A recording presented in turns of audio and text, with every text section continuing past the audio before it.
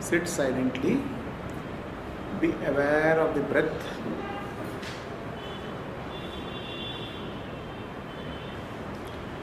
Become aware of the in breath and out breath.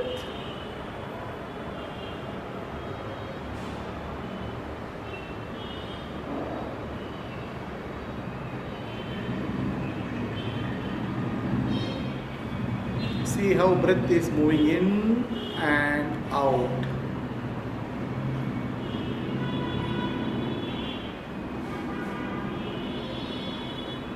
Become aware how your stomach is moving with the breath.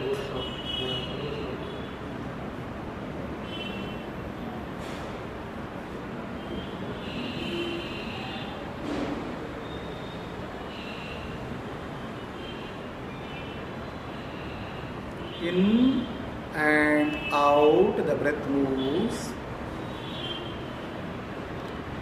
You may notice that when you become aware of the breath starts slowing down.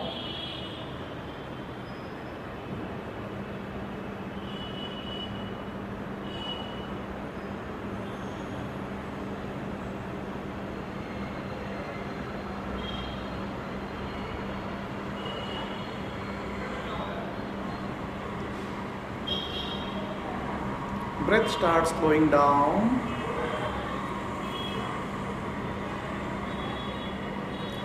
Also, you can notice that your thoughts have started coming down.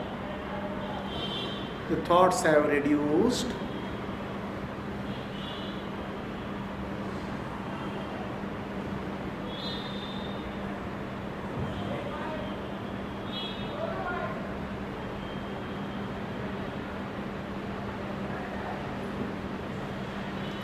The breath and the mind are related. When the breath slows down, the mind slows down. When the mind slows down, the breath slows down. Mind and breath are like two wings of the bird.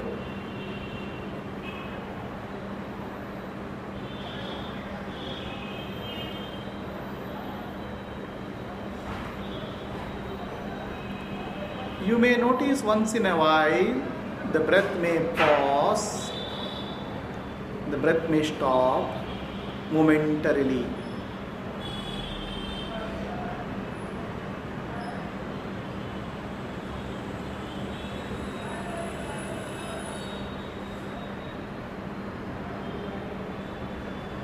When the breath has stopped, the mind has stopped completely.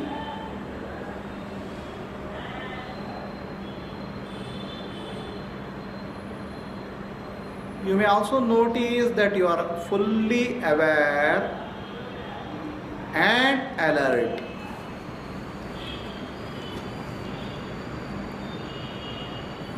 Even though mind has slowed down, you are fully aware and alert.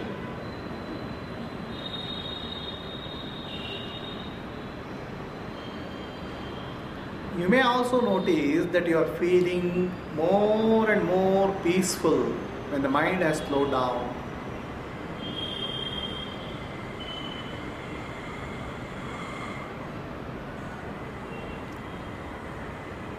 Your nature is awareness. You are aware of the mind. You are aware of the breath. You are of the nature of awareness. Awareness is the light of the self, Atma Jyoti.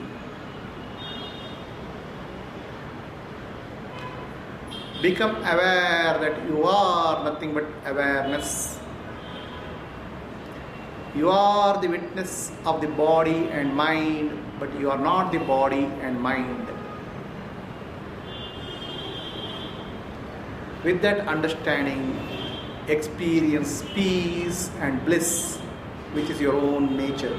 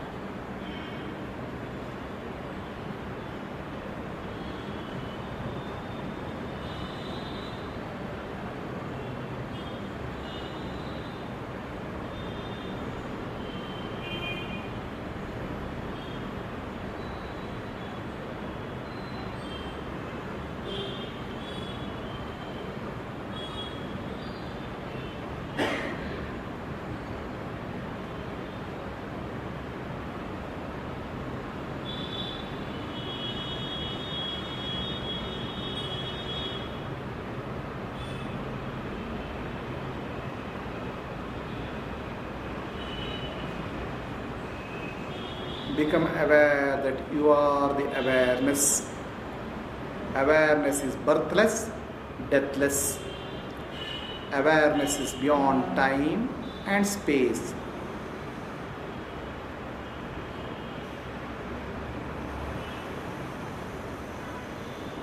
Repeat with me. Nanu, nanembudu, nanalla, ideha, manabuddhi, nanalla, Satchidanandatma, Shivananunani, Shivoham, Shivoham, Shivoham. I am not the body, I am not the mind, I am not the intellect. I am of the nature of pure consciousness.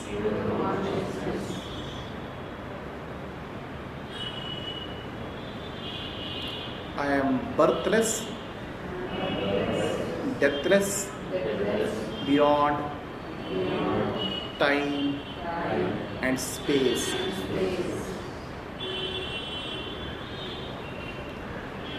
Atmadarshanam, Brahmadarshanam, Atmadarshanam, Brahmadarshanam, Brahmadarshanam, Satyadarshanam, Satyadarshanam, Harihi Om, Shri Gurubhyo Namaha, Harihi Om. Slowly open your eyes.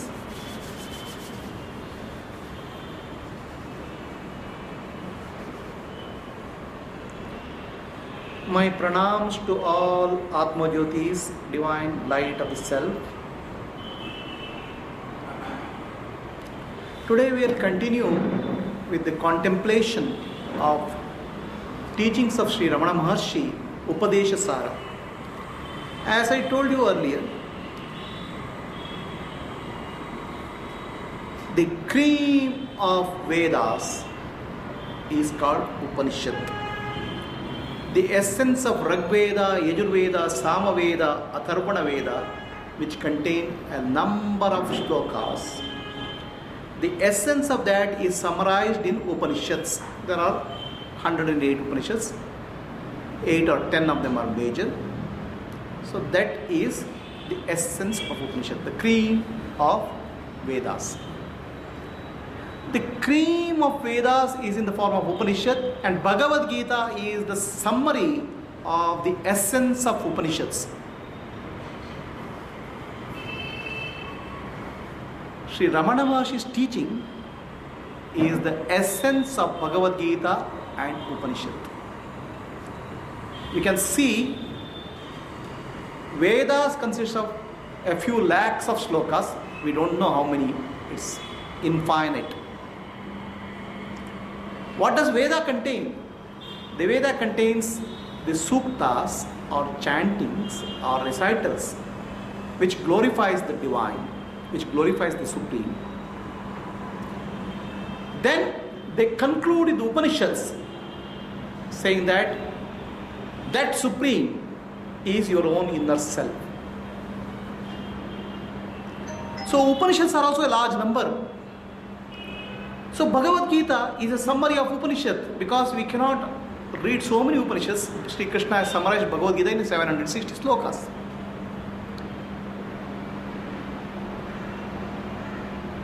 And Sri Ramana Maharshi, out of love and compassion for all the seekers, he has summarized that Upanishad teachings of 760 sloka, which is in Bhagavad Gita, in 20 slokas.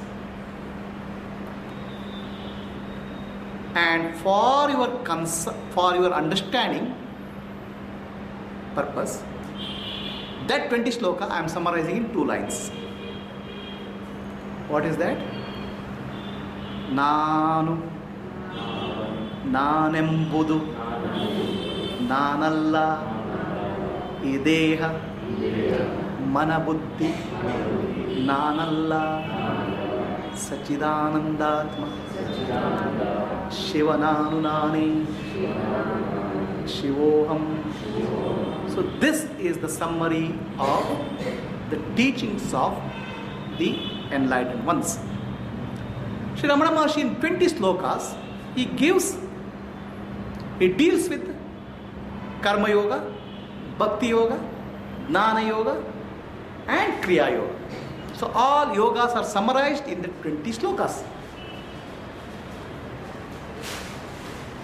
Sri Krishna Bhagavan in the Bhagavad Gita has expanded in 18 chapters. Karma Yoga, Bhakti Yoga, Jnana Yoga, Kriya Yoga. Okay. So now that has become very concise and precise in teachings of Srimad Maharshi. First 4 slokas already completed about Karma Yoga, finished. Okay. What is Karma Yoga is already told.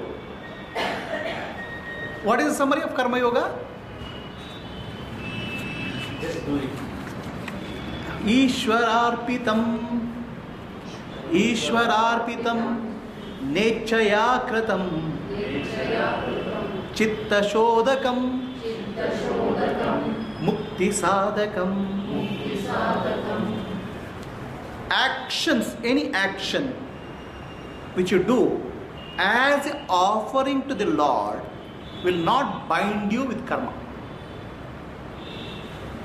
Any action which you do with a selfish interest will bind you with karmic results. So that is the summary. Then why you have to do something? I can sit idle, because if I do anything, that will be karmic results, that karma phala will come. It is impossible for you to sit not doing anything. Sitting doesn't mean that physically you may sit, the mind mentally that action, mind may keep on running. The action referred to here is both physical and psychological. Even if you sit idle, the mind will keep on ticking. So there is nobody in the world who can sit without doing anything. Only enlightened one can do. For many years or months they can sit like that. Because there are no thoughts. Thoughts will disappear. Okay. So then you have thoughts and you need to do some action. Do it in such a way that action itself will uplift you. Action itself will liberate you. How do you do that? With the attitude that Ishwararpitam, I am offering the fruits of my action to the Lord. And whatever comes from the Lord, I accept as prasadam. Prasada bhavanat. So what happens, this attitude, please understand, that many times whatever you do, when you do something, there will be good result and a bad result. The mind will be disturbed.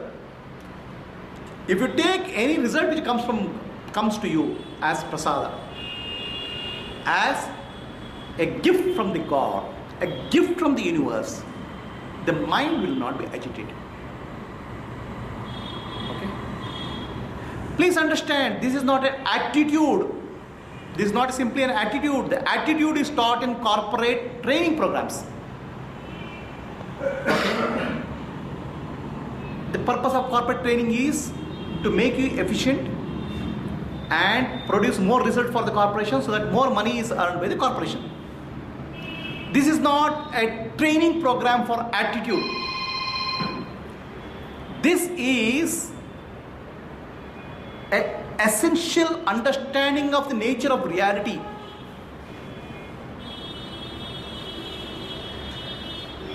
Whenever you do something, the result will come. Now, who gives you the result? The totality, the existence gives you the result. That existence is God. Somebody studies well for the examination. He gets a good mark or bad mark. Now the person who writes examination is an individual. But who gives him the mark is a system which is much larger than the individual. Okay? You don't have a control over that system. There are teachers, there are question paper setting, people who set the question paper, there are computers, there are examiners, there are people who are examiners. There is a much larger system than you. Okay? You cannot control the system. What you have control is your ability to learn and your ability to write. But what result comes is from the system. The system, it may be sometimes you may fail. Okay? The examiner may be bad.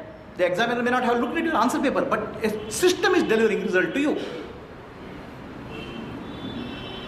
Do you realize that any action which you do, the result will come in its totality, this total system. Not from just a system of examination, but entire universe gives the result to you. You have prepared a cup of coffee or tea. Right? You prepare a cup of coffee or tea. How many people have contributed to the cup of coffee or tea? Please tell me. The milk has come from the cow. The farmer has brought the cow milk to you. It has probably come from the supermarket. The cow ate the grass. The grass didn't come from you. The grass came because of rains. The grass came because of the earth. The grass came because of sunshine.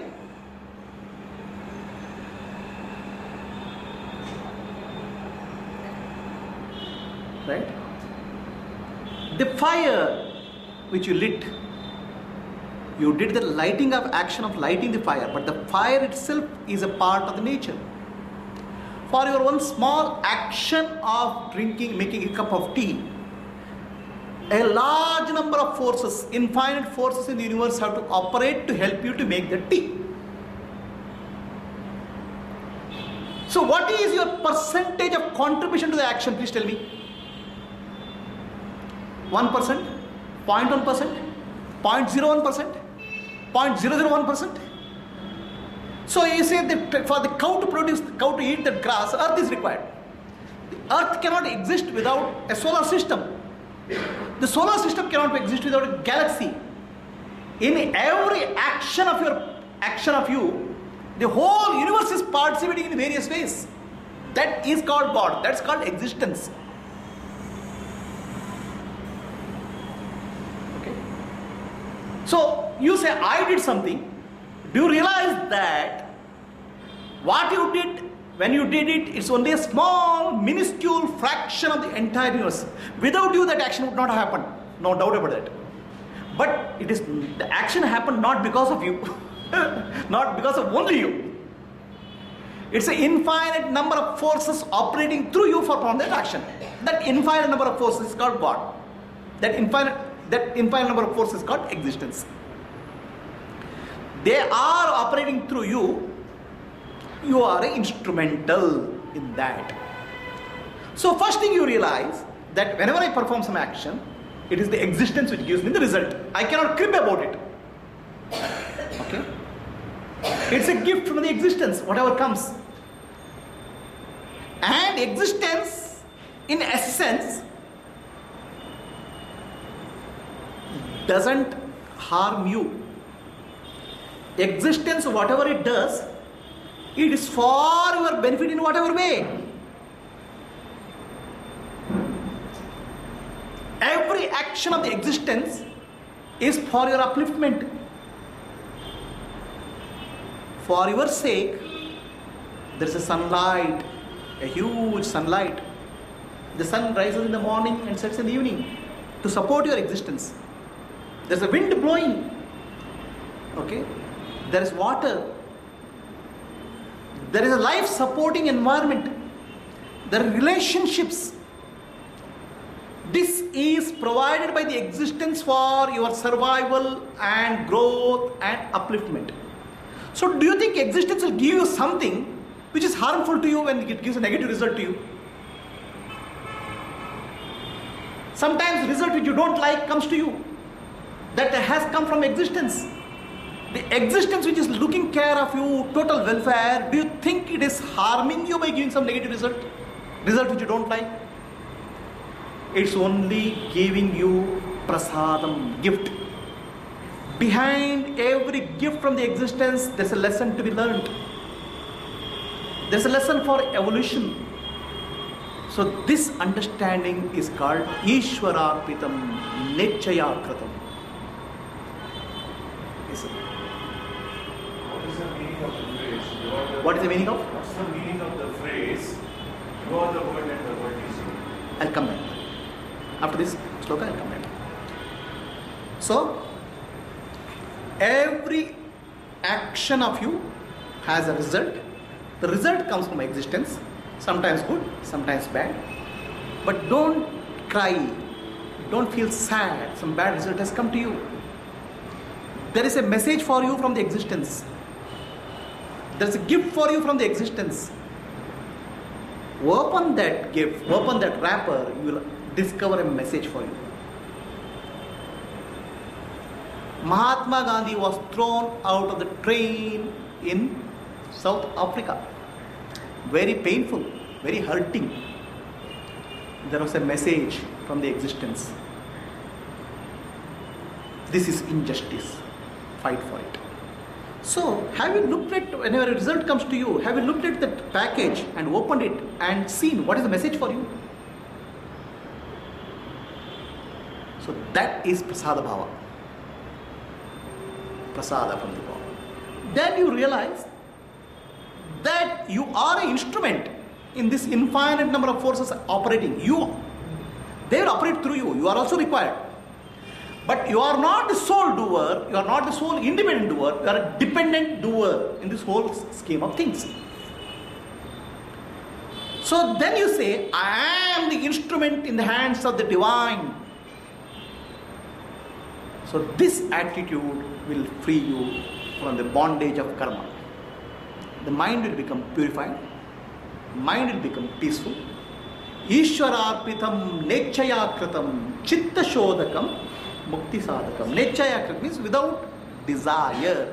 It is not without desire, without attachment to the fruits of action. When I do something, you'll ask, and I write for examination, should I desire a good result or not? You should desire. You should aim for it. But don't get hung up when you get a negative, bad result. The bad result has a message for you. Every failure in life, every negative result in life is stepping stone for success. So this is Ishwararpitam Nechayakritam. This will purify. Chitta Shodakam, the subconscious mind gets purified. Otherwise what will happen? Every result in the world will put a punch, some memory into our subconscious, will drop an impression in our subconscious, and that becomes our karmic law. So if you are free from subconscious impressions, you are mukta, liberated. That is the message. So now your question. What is the question? You are the world. My question, I thought, was related to when you said we are connected so much to existence in various ways. Sometimes you read J. Krishnamurti and all, and he has a saying, you are the world and the world is you. Okay. So let us he has a question. The question is, J. Krishnamurti says, you are the world and world is you. Okay. I don't know what he meant by J. Krishnamurti, what he meant. You have to ask him. Okay. But I'll give answer to that. What I know. A person is sad.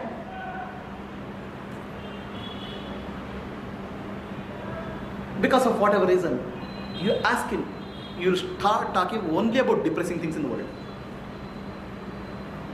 A person is joyful. You ask him. He'll speak about only positive things in the world. The way you see the world depends on your internal state. For a sad person, the world is sad. For a joyful person, the world is joyful. So what you are doing, your mental state, you are reflecting on the world. And you are perceiving the world as if your mental state is the reality.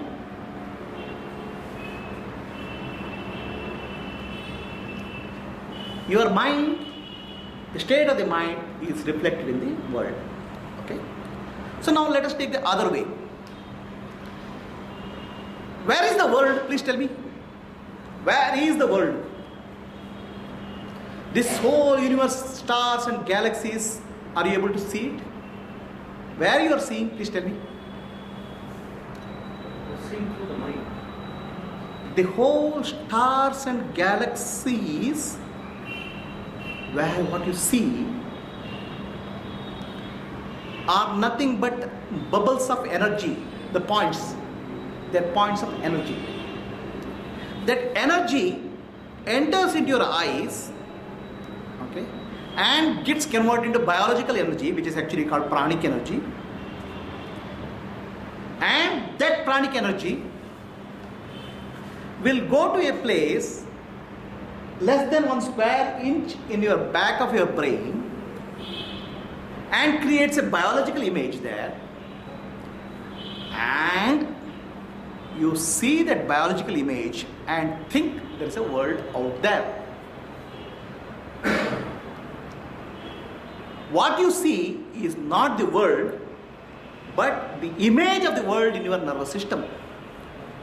If a doctor removes 1 square inch of your brain, there is no world actually, there is no stars, there is no galaxy.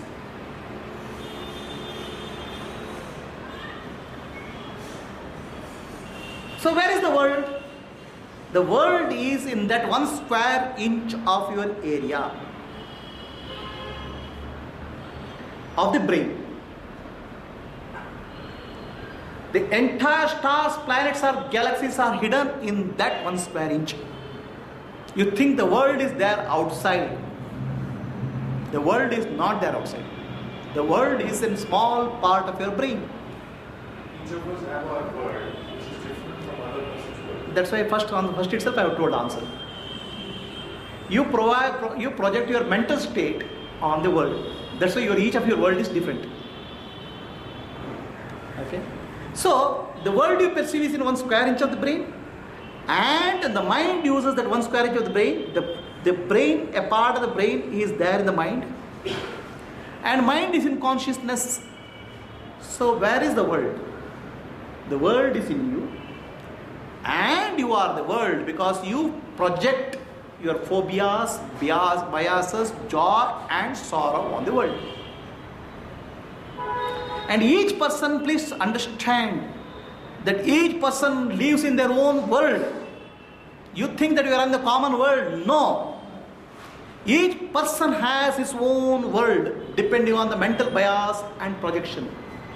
Husband and wife may be married for n number of years. silver jubilee or golden jubilee or whatever jubilee, even though they stay in the same house, they live in their own world. The way they perceive the world will be very different. For transaction purpose, interaction purpose, they have some common code of understanding. But the perception of the world and the experience of the world will be very different. You are the world. Your mind contains the world. And your mental biases and tendencies project on the world. That's why you are the world. And the mind is a small fraction of the consciousness. The consciousness is the reality. So you are the world when the mind is true. And you are the world when the consciousness is true. Any questions? You are the world when the consciousness is true. Yeah, then world doesn't exist actually. It is emergence in the consciousness. Then consciousness alone is the reality. There is no world.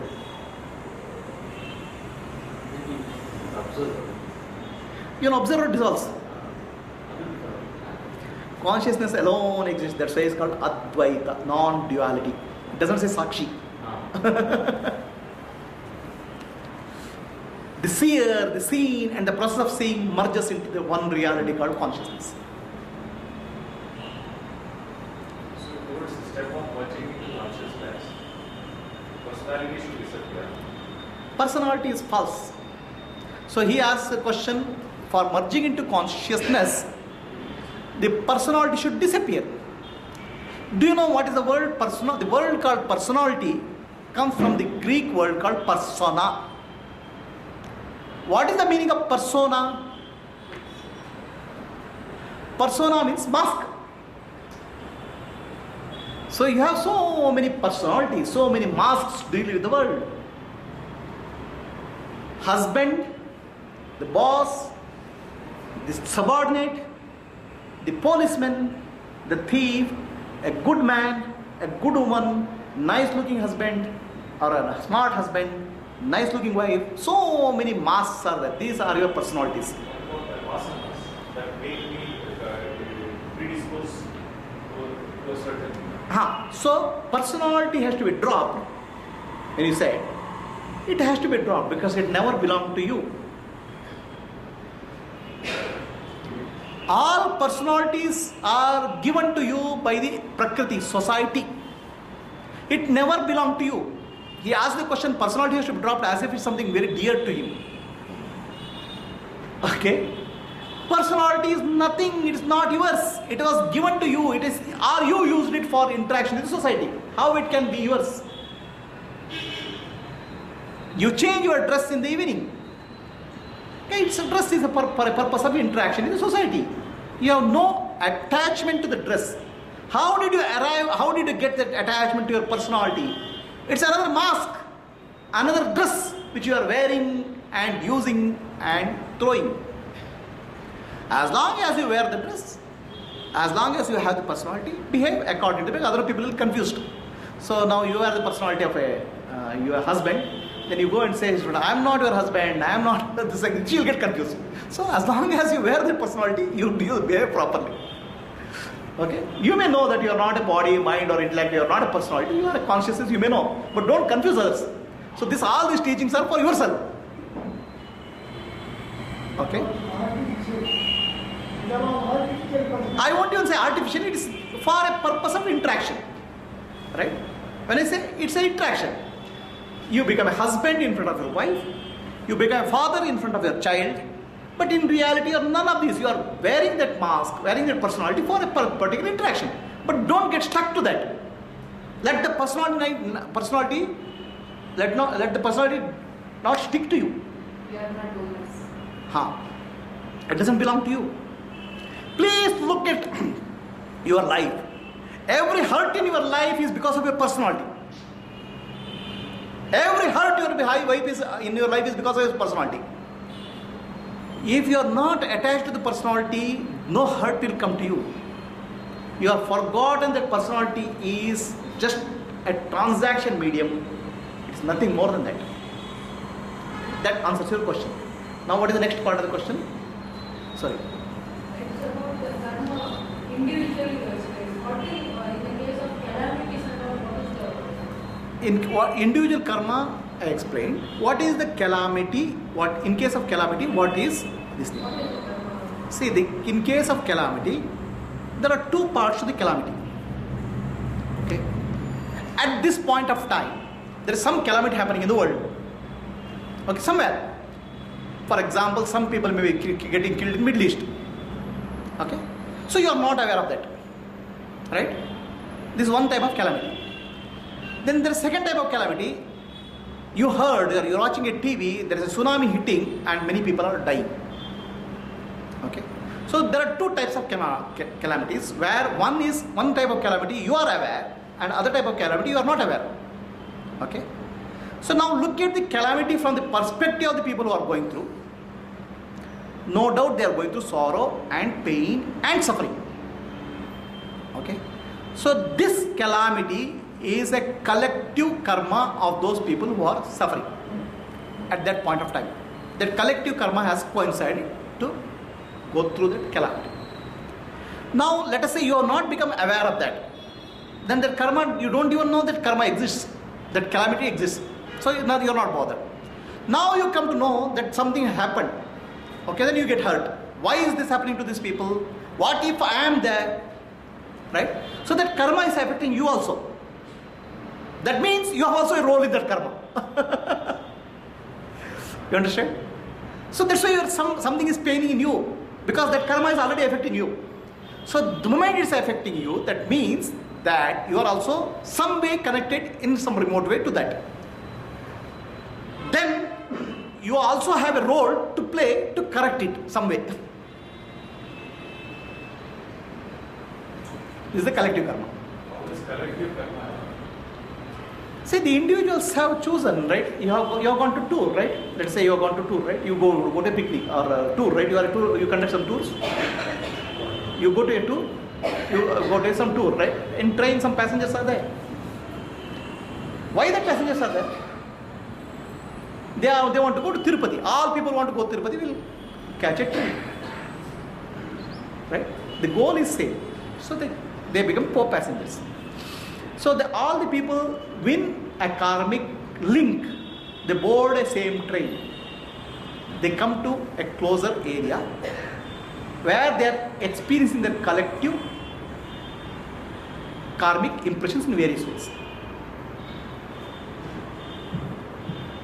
That means nothing is a coincidence.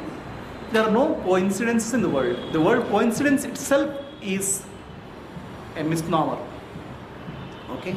So, I mean, I'll give you, you might have heard, okay, I don't know whether you might have heard, 2 years back, there was a fire accident in one of the software buildings in Airport Road. Carlton Towers. There was one lady, okay, who has a dog. The dog was not allowing her to go to the office for past 7 days. It was preventing her from going to the office. It never behaved like that. On the 7th day, when she entered the office, the building got fire and she had no way escape route. She jumped from the 7th or 8th floor of the building and died. So did the dog know that there is going to be a fire after 7 days? What made the dog know? Dog knows it telepathy. This came in the newspapers actually. So how does the dog know that something is happening after 7 days? So on the 7th day, people say it's an accident. That means it happened knowing what? But the accident was known to the dog before 7 days. Some calamity. So it's not accident. So what was it? Yes? Appreciate for the same incident, something happened to me also. Okay. So what was that? Is it accident then? For us, it appears like accident. But what led to the accident was building up 7 days before. Maybe the short circuit there. Short circuit is only one fuse there. But what led to the fuse is building up 7 days before, probably for the dog, and for some other being it may be 15 days back. For very sensitive being like God, it may be knowing 1 million years back also. There's this building up. Okay. So what happens is what you see at the gross is the effect. The cause is at the subtle area, subtle domain. Because you are not able to see the cause at the subtle domain, you say it's a coincidence or it's accident. If you have the vision and the ability to see the subtle level, then probably you'll say it's not coincidence. It's a collection of some things, you'll say. The question is, our eyes are gross. The point is, our eyes are gross. If you are able to look at the subtle, then we'll see the cause and effect, cause and effect, cause and effect chain, which is very long. Understand? So that's why there are no coincidences like. Sorry. Yeah, the same incident, if you can recall, it happened around 3 o'clock in the afternoon. Which woke up. Okay. My principal, one of my principals, there's a company called ASMP Automation. I had a meeting at 3 o'clock on the same building on 6th floor. Carlton Towers. I what happened. And somewhere we had one small job to be finished on the same day. And somehow I decided I will finish that job and I'll skip the meeting. Okay. And till 10:30, one of my colleagues called me and said, watch the TV. I said, what is so great? He said, just watch the TV. Your principal office is on fire. Oh God. Till 10:30, I was not aware. On the Carlton Towers, 6th floor, where I was supposed to go at 3 o'clock. And today also, I am just wondering that what made me stop to go at that particular time. It was a small job which I just finished on registration work. I would carry some document to a registrar's office. It could have been done, and maybe I was postponing that, but it happened on the same day that I said, okay, let me finish. So your karmic impressions, which are subtle domain, in the subtle domain, was not destined for that office at that point of time. And for all the people who are that, the subtle domain, the karmic impulse forces are there, they have taken to that place and that time. But the lady, she was destined to right. That subtle forces, right? Subtle force of karmic forces. That we can't see. What we see is the result. Means I mean to say is even she was not sensitive to the God or whatever. She was not able to. But she does it mean if you become sensitive, you deflect destiny? Then, for you, the destiny is not that. Then it can exist. If your destiny is not dying, therefore for Emma, the destiny is not dying in the tower, so you got a job. For me, the destiny was not to attend that meeting. Attend that It was meeting. important. Actually, there is a common understanding with animals. They are able to sense natural disasters much in advance. Right. So they always say whenever something is happening, they feel it and they get the place. True. That's what happened in tsunami.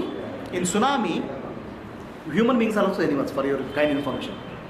Human beings are also animals, but very strange animals. In Chennai, what happened was that tsunami was striking, right? So many people, the sea went back and many people got curious what's happening, and they went to look after that. That sea waves came and they got merged. And animals saw it coming. No animal died in the tsunami. Okay, most of the animals have run away. Okay, so human beings also have that ability, the sensing of what is going to happen in the future. But what's happening is our mind is overactive. That's actually your karma. So it will block that inner impulses and make you do something which is nonsense. Well, they're curious, that's why we invent so many things. That curiosity itself is a part of blocking your instinct. Sorry.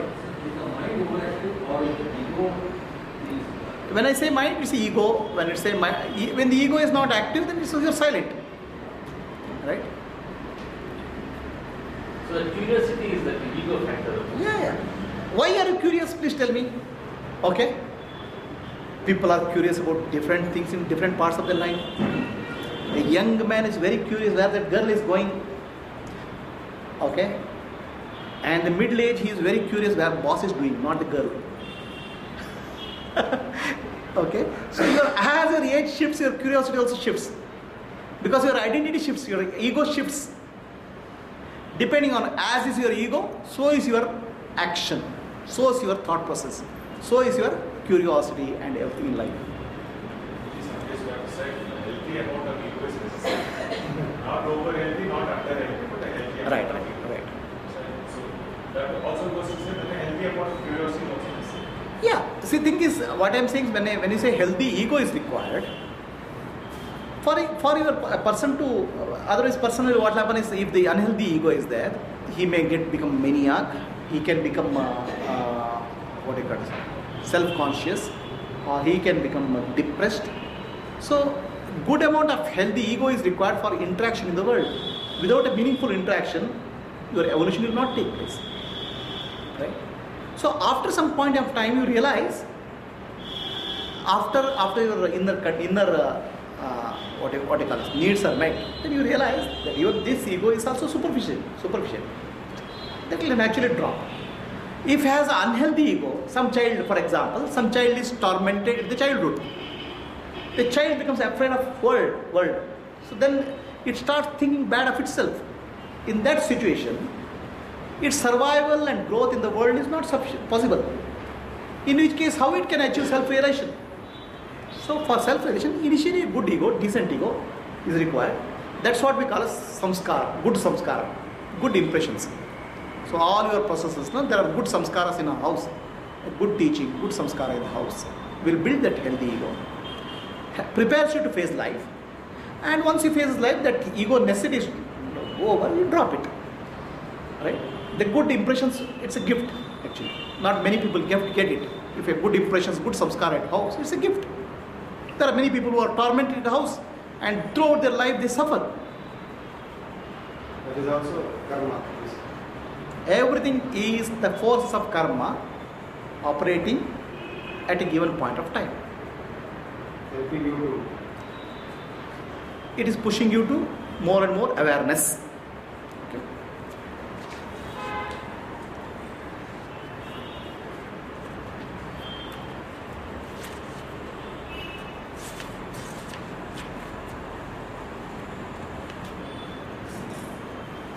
So, chitta is purified, then people say, no, we have to do bhakti, the devotion.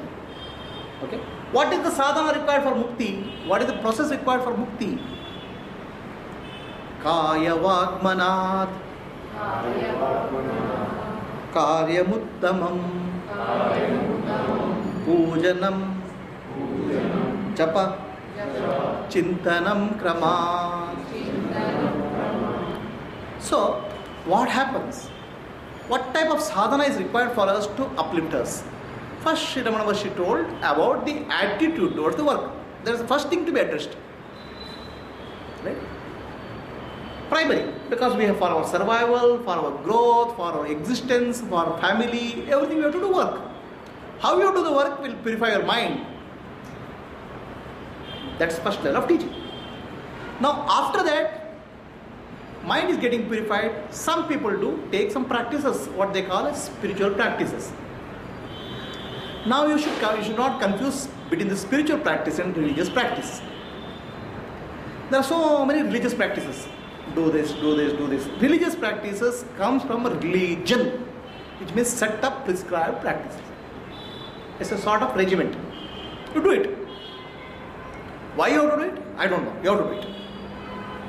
Why you have to do it? Why should I do it? Don't ask questions, do it. So we are not speaking of that. There are some voluntary practices people take for the purification, for the upliftment. Those are the spiritual practices. There's a conscious choice. What are the practices we people do? Kaya vag manat karyam uttamam. People do physical austerity. What are the physical austerities? Fasting. They do fasting. They go on a pilgrimage on feet, paidal. They go to the holy place. Okay. They do namaskara. There are people who do few thousand times of namaskara. I saw in Kailas Manasarovar, there are many Tibetans. They take that pradakshina. It's a huge lake. Okay, they do pradakshina. The pradakshina is they will not step on that holy land. They will put a towel. They do Sastanga Namaskara. Take one step, another cloth, Another start, like that they do several rounds for several months. Not walking, but doing namaskara, they do complete the pradakshina. For us, we are in a hurry, right? We go from Bangalore. Package 2. Huh? Package 2. Package 2. We go that pradakshina, we take the pradakshina on a car. Half an hour. Karma, sir. Huh? This was a karma. Oh, that's also karma. So half an hour, 45 minutes, 1 hour, you complete the Manasarovar Pradakshina. That's called Manasarovar Pradakshina in the car. Okay? So they also do Pradakshina. For 6 months they do like that. So these are all physical austerities. Okay? There are people who stand on one leg. Okay? One of my friends, one of the persons I know, heard of this. I'm telling you genuine case, not this thing. What is that? Not a hypothesis. So if you do stand on one leg and meditate, okay, whatever you meditate, you'll achieve. That's something somebody told you, and they gave him some story of some Purana. This fellow did one leg meditation, standing on one leg in meditation for several months, without taking food, because a girl whom he proposed rejected. I'm telling you actual scenario. I'm not telling any hypothetical scenario. So he wanted something in the world. Okay, so people do so many physical activities for sake of purification. That's fine, Ramana Maharshi says. But then there is a gradation. What is the gradation? Kaya, Vak, Manad, Karyuttamam. From physical level, you have to go to mental level. The worship has to be more mental from a physical. Okay. Then Kaya, then second level is from Kaya, physical, to the verbal, then to the mental. Verbal worship you do. What is the verbal worship you do? Mantra. Do you do that? Vishwa Vishnu Vashatkara Bhuta Bhavi Bhaut Prabhu Bhuta Krat Bhuta Bhava Bhutatma Bhuta Bhavana Bhutatma Paramatma Cha Muktanam Paramangati. We repeat like a tape recorder. Right? What is the difference between you and a tape recorder? What is the difference between you and a parrot? The difference is in the mind. What the words, how they are connected to your mind is the difference. Kaya, physical, Vak, verbal, and Mana is mental. So the mind, what is that words which you are having, what you are chanting? Those words have to be understood, contemplated upon, meditated upon. So then the mind becomes purified. From physical to the verbal to the psychological, this movement has to happen. Physical, verbal to the mental. So the mental level is the highest, the physical is the lowest. Ramana Maharshi says, doesn't say don't do it. Instead of that, he grades it. The physical level is the lowest, verbal level is next level, mental level is higher. So the sadhana has to proceed from physical to the mental, to the verbal, to the mental, deeper level, the deeper level of your being. But does it happen in your case? Does it happen in anybody's case? So you heard of this story? Johnny, yes papa, going to the school, yes papa, he is in the first standard, okay, LKG. Johnny, what did the teacher teach you? A for apple, B for bat, C for cat. Shabbas bete. Johnny's papa is very happy. Okay. Now Johnny has grown up. He is going to 10th standard. Johnny, yes papa. Went to the school, yes papa. What did you learn? A for apple, B for bat. Papa says, The journey has gone physically, but not psychologically. So what happens is many of us get stuck up in spiritual sadhanas, which are, even though time passes and age passes, we don't grow up in our sadhana. Okay? We get stuck to the sadhana, which is lower and lower. Is it also because of karma? Of course it is. The karma is a big excuse for many things in life. The karma is always not doing. That's what I'm saying. Karma is a big excuse for many things in life. Okay? In reality, he has not, karma is doing actions consciously. He is not doing it. Unconsciously he is doing it. That's a karma. So what happens is many times we get stuck up in lower and lower level practices without realizing that we have to evolve in our spiritual practice. The movement has to happen from physical to the verbal to the psychological and beyond. So this is the teaching. Okay. It's already 8 o'clock. We'll close for the day. Next class, what should be the worship? We do puja, this God puja, that God puja. What is real puja? Sri Ramana Maharshi explains that in the next sloka that we'll take up in the next class. Lokaha samastaha Sukhino bhavantu Lokaha samastaha Sukhino bhavantu Lokaha samastaha Sukhino bhavantu Harihi Om Shri Gurubhyo Namaha Harihi Om. One thing about Sri Ramana Maharshi's Upadesha. If you want to know anything about spirituality sadhana, the only 20 slokas you have to read is Upadesha. It is essence of every scripture. You don't have to struggle to read so many hundreds of books and thousands of books. Just read Upadesha, understand it thoroughly. It gives the essence of every teaching, every spiritual teaching.